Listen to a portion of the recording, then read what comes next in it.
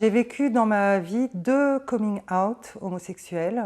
Le premier, c'était il y a une trentaine d'années déjà, dans les années 90. C'était mon frère. Et puis j'ai vécu un deuxième coming out d'un de mes enfants, il y a une dizaine d'années. Et je dois dire que le choc qui est lié au coming out d'un proche est souvent proportionnel à l'ignorance que l'on a sur ce sujet. Moi, le milieu dans lequel j'ai vécu, qui était un milieu catholique, plutôt engagé, de province, c'est un milieu où l'invisibilisation de l'homosexualité était la règle.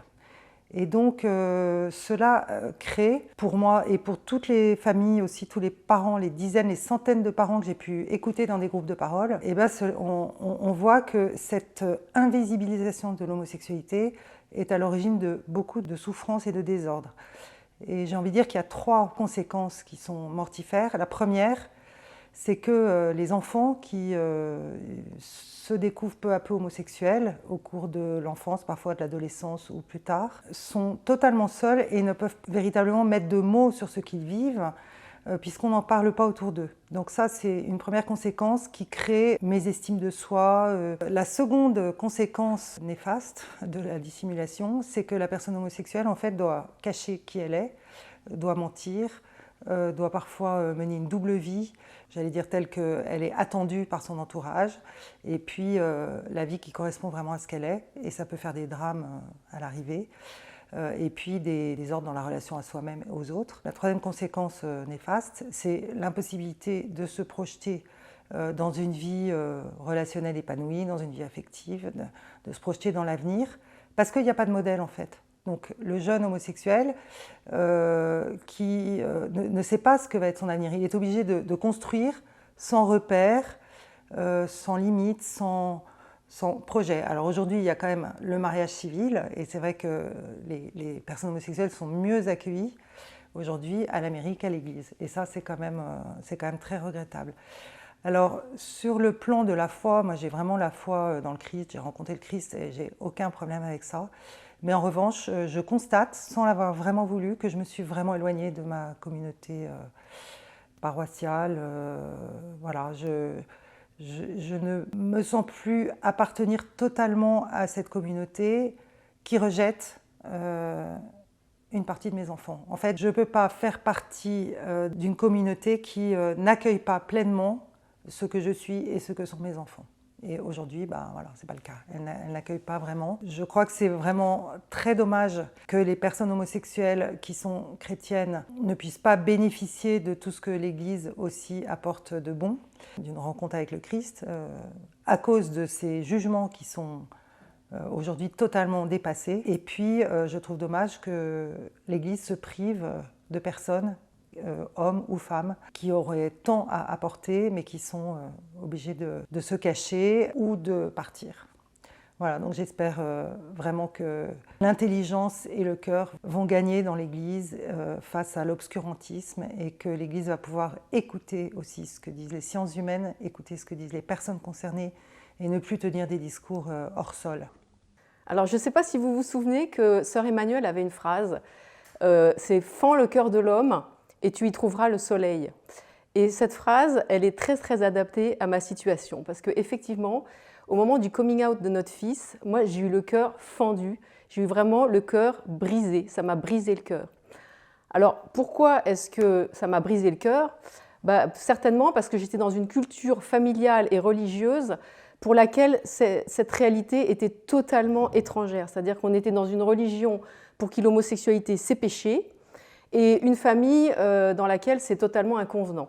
Donc entre les deux, j'étais au degré zéro de la connaissance, mais vraiment avec une ignorance crasse, et de ce point de vue-là, franchement, je reviens de loin. Alors ma réaction, compte tenu de cette ignorance, en fait, ça a été de découvrir, de chercher, de lire, de rencontrer des personnes. C'était en fait de me reconnecter au réel. C'est-à-dire que moi, j'avais un grand vide, un grand manque de connaissances. Donc il n'y avait qu'une chose qui m'a appelée, c'était vraiment de me tourner vers les personnes qui vivaient ça. Au-delà de mon fils, il y avait mon fils bien sûr, mais il y avait toutes les personnes de l'extérieur.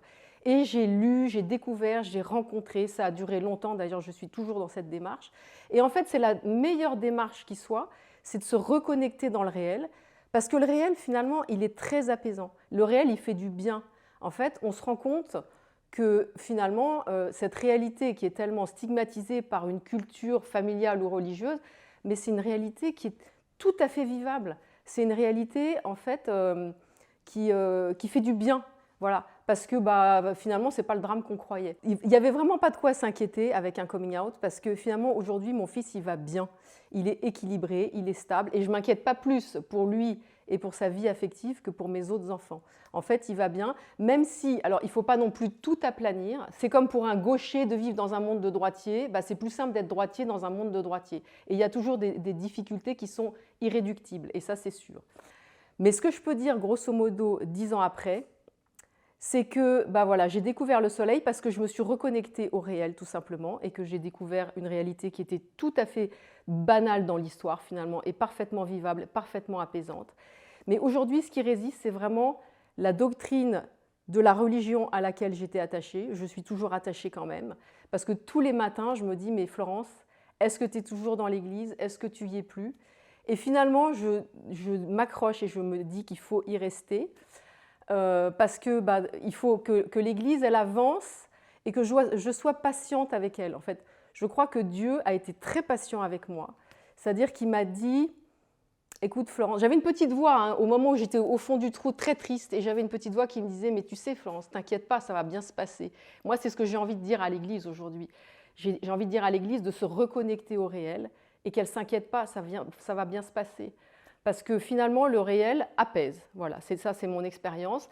Et je pense que l'Église refuse le réel, de ce point de vue-là, sur cette question LGBT. Elle refuse finalement le témoignage des parents comme nous, des familles, des personnes concernées. Elle refuse aussi tout l'apport des sciences humaines là-dessus. Et elle reste dans ce déni de réalité. Et je crois qu'elle aura tout à gagner à changer son point de vue. Surtout qu'en plus, ce qui pose vraiment question aux personnes qui font partie de l'Église de plus ou moins près aujourd'hui, c'est l'éthique affective et sexuelle qu'elle préconise. Et il y a des très belles choses dedans, mais je crois qu'elle est bloquée sur certaines choses et je pense que la question LGBT peut faire avancer la réflexion. Et moi, si j'ai une petite mission aujourd'hui, mais vraiment aussi modeste qu'elle soit, c'est d'inviter l'Église à entrer dans un process de réflexion synodale sur cette question-là. La situation des couples de même sexe peut vraiment apporter un éclairage qui va faire avancer cette réflexion.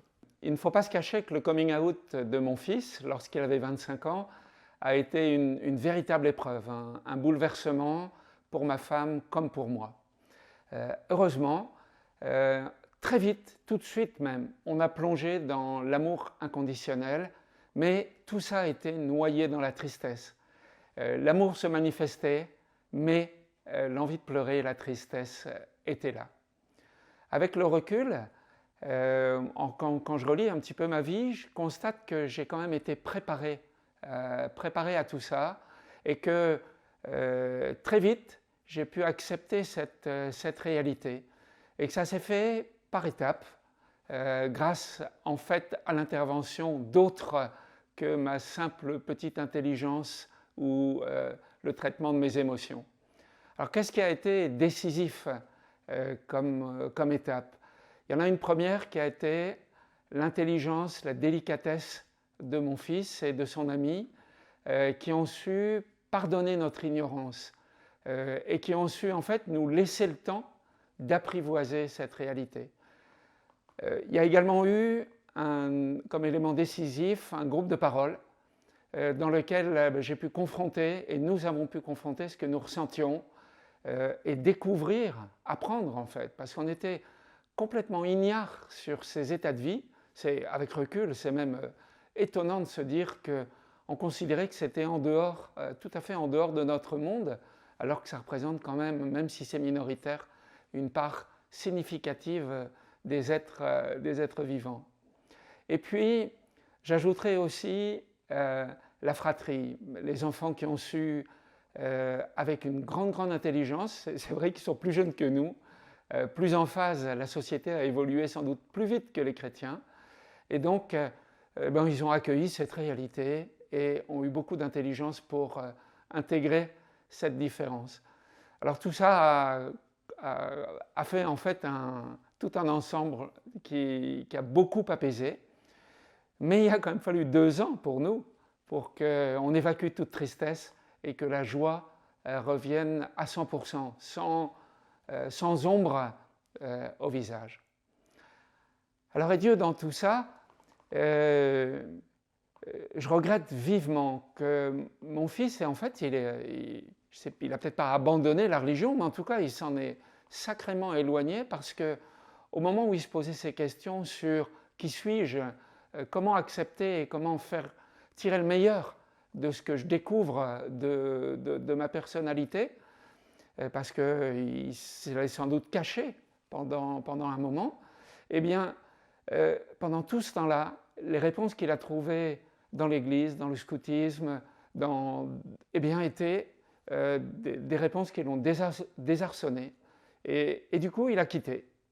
Je ne pense pas que la foi soit éteinte, mais la religion maintenant est bien loin. Alors pour des parents qui ont transmis, franchement, on se dit, et quel gâchis. Qu'est-ce qui nous est arrivé? Tout simplement, à 19 ans, notre fille nous a dit qu'elle était homosexuelle. Alors, on lui a demandé de nous laisser un petit peu de temps pour digérer la nouvelle, et puis finalement, pour nous dire que tous les projets qu'on avait pour elle, c'était nos projets et que ce n'était pas les siens. Et puis, très vite, il y a un sentiment qui m'a traversée, moi, c'était un sentiment de peur. J'avais peur qu'elle ne soit pas heureuse, je n'avais pas trop de modèle familial pour elle. Et puis j'avais très peur qu'elle soit confrontée à l'homophobie. Et en fait, j'ai eu un choc, c'est que je me suis aperçue, quand j'ai discuté avec elle, que l'homophobie, elle l'avait déjà rencontrée. Et ce choc, c'est qu'elle l'avait rencontrée au sein de l'Église catholique. En fait, au moment où elle était la plus fragile émotionnellement, au moment où elle était en pleine marmite émotionnelle, comme disent les psys, où elle luttait contre son orientation homosexuelle, où c'était tout au long de son adolescence, qui a été très douloureuse pour elle. Ce qu'elle a entendu dans la paroisse, ce qu'elle a entendu dans son aumônerie de collège et de lycée, ça lui a enfoncé encore plus profondément la tête sous l'eau. Et pour moi, l'Église, c'est ma famille, et une famille, ça prend soin, et finalement, ça a fait, par son discours, du mal à ma fille. Alors, on s'est plongé dans les textes de l'Église catholique, et là, deuxième choc. Deuxième choc parce que, notamment dans le catéchisme, l'Église institution dit des choses dans lesquelles on ne reconnaît absolument pas notre fille. Le catéchisme parle de tendances objectivement désordonnées. Désordonnées à quoi? À qui? Nous, on la trouve ni plus ni moins désordonnée ou ordonnée que ses frères hétérosexuels. Ensuite, le catéchisme parle d'impossibilité de complémentarité affective, donc l'impossibilité de vivre un réel couple. Ce n'est pas du tout ce qu'on a observé chez notre fille. Et puis enfin, il y a une injonction qui est totalement inhumaine pour une religion qui est une religion de l'incarnation, c'est de s'amputer de toute sa part de relations affectives à vie pour une orientation qu'on reconnaît pourtant être non choisie. Et ça, le résultat, c'est que notre fille qu'on a baptisée, notre fille à qui on a essayé de transmettre notre foi, en fait, elle a quitté l'Église. Et ça m'a mise très en colère, pas contre ma fille, mais contre l'institution. Et là, il nous est arrivé un truc absolument incroyable. C'est quand on a commencé à travailler sur reconnaissance, on a rencontré des prêtres, des théologiens, des pastorales absolument formidables, mais surtout moi j'ai rencontré les mouvements chrétiens LGBT. Ça a été une expérience évangélique au sens littéral du terme, parce que dans l'évangile, le Christ il surgit toujours là où on ne l'attend pas. Il va chez les Samaritaines, il va chez le centurion, il va assez peu chez les pharisiens, il va chez les collecteurs d'impôts. Et moi, j'ai rencontré le Christ dans les temps de prière que j'ai partagés avec les chrétiens LGBT. Et ces chrétiens à qui on demande de se convertir, finalement, c'est eux qui m'ont converti. Et je trouve que le bon Dieu a beaucoup d'humour quand même. Ces chrétiens m'ont ramené au cœur de ma foi, à l'Évangile et à la rencontre avec le Christ. Alors, pour finir, je voudrais dire que le discours de l'institution Église est extrêmement mortifère, pour 3 raisons. D'abord, c'est mortifère pour les jeunes. C'est très compliqué de se découvrir homosexuel dans une famille catholique. Et ça leur balance un interdit moral et un jugement, en fait, sur leurs tendances, qui peut être très dangereux pour leur santé mentale et qui peut parfois conduire jusqu'à des troubles suicidaires.